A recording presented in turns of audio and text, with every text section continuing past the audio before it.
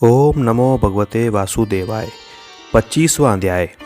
राजा दर्दनवा कहने लगे, हे राजन, हे मुने, अब कृपा करके पुरुषोत्तम के व्रत के उद्यापन की विधि कहिए। पुरुषोत्तम मास के कृष्ण पक्ष में 14, नवमी, अष्टमी इन तिथियों में उद्यापन करना चाहिए।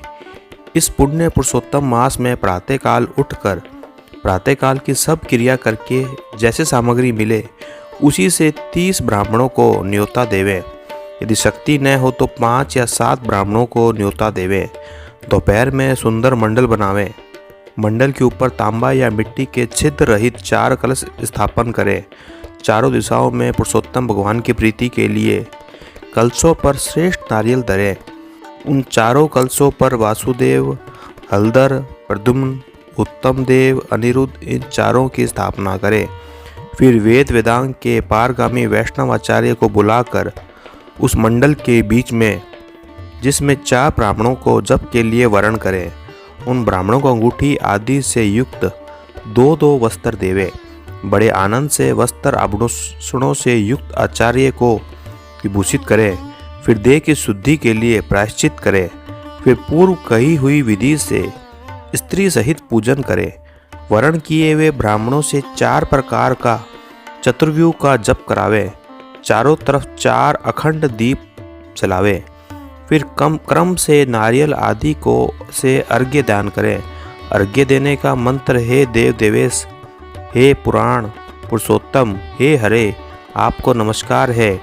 राधा सहित मेरे अर्घ्य को ग्रहण करिए।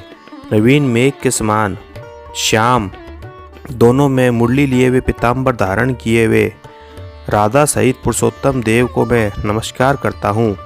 फिर राधा सहित श्री हरि को पुष्पांजलि देवें। फिर स्त्री सहित भगवान को साष्टांग नमस्कार करें।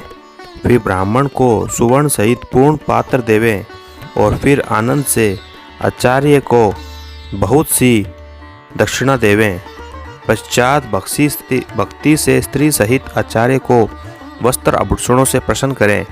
फिर ऋत्विजों को उत्तम दक्षिणा देवे। स्त्री पुरुषों के पहनने योग्य वस्त्र शंकर पार्वती के नाम से देवें।